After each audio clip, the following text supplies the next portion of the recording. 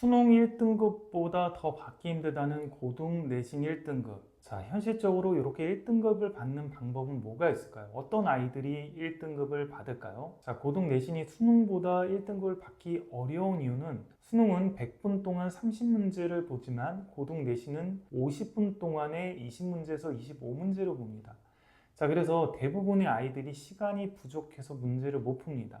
학생들을 시험을 보고 나서 오답을 시켜보면 보통 3등급이나 아니면 4등급에서도 좀 상위권에 있는 아이들 같은 경우는 학교 시험 문제를 한두 문제 빼고는 다 풀어냅니다. 단 그 시간 안에 그냥 못 풀어서 등급이 3등급, 4등급 이렇게 받는 거죠. 자, 그런 측면에서 수능은 100분 동안 30문제를 보고 그리고 넓은 범위에서 30문제를 내기 때문에 중요한 부분에서 문제가 나오겠죠. 그러다 보니까 기출문제들을 많이 풀어보면 도움이 되고 어느 정도 출제 경향이나 문제들을 좀 예상할 수 있습니다. 자, 근데 반면에 학교 내신 같은 경우는 적은 범위에서 많은 문제를 내게 되고 변별력까지 확보를 해야 되니까 중요한 문제보다는 특이한 문제들을 내는 경우도 많고 대부분 시간이 모자르게 문제를 내는 경향이 있습니다.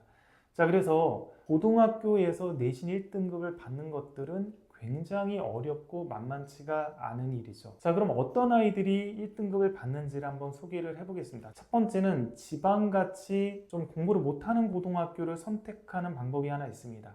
그런 고등학교 같은 경우는 정말 중학교같이 시험 문제를 냅니다. 자, 중학교는 어떻습니까?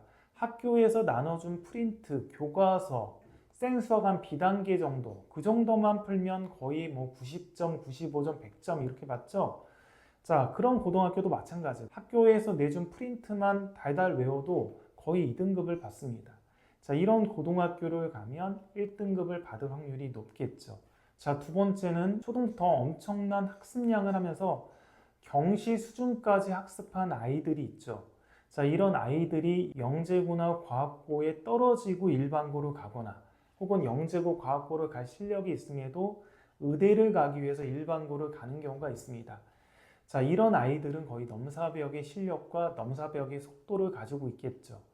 자, 이런 아이들은 학기 중에 보통 문제집을 5권에서 7권 정도까지 풀어냅니다.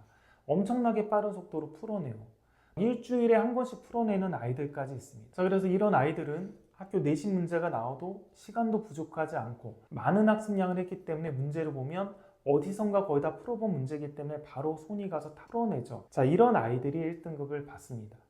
자, 마지막 세 번째 부류는 어떤 부류냐면 수학에만 올인하는 부류가 있습니다. 자, 이 올인하는 부류도 크게 두 가지로 나뉠 수 있는데 첫 번째 부류는 말 그대로 다른 과목은 공부를 거의 못하고 수학에만 올인하는 경우입니다.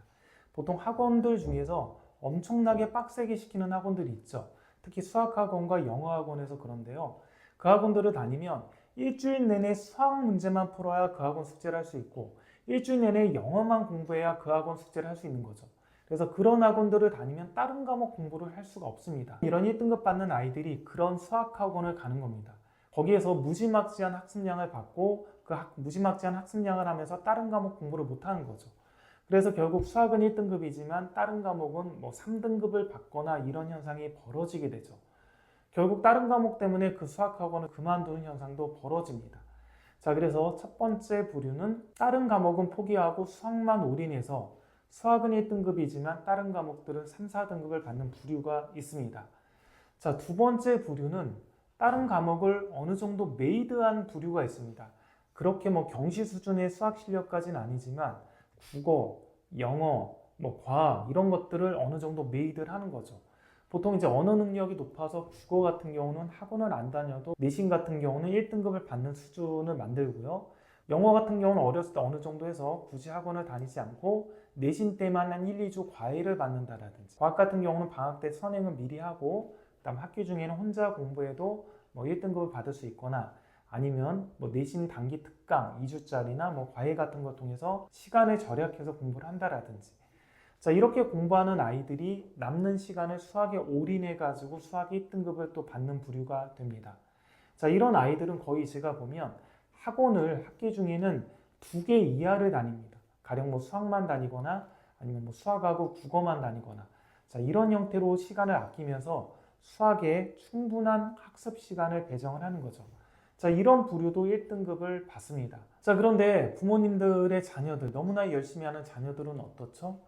영어도 학원을 다니고 수학도 다니죠. 거기다 국어까지 다니는 경우도 많고 일부 학생들은 과학까지 다닙니다.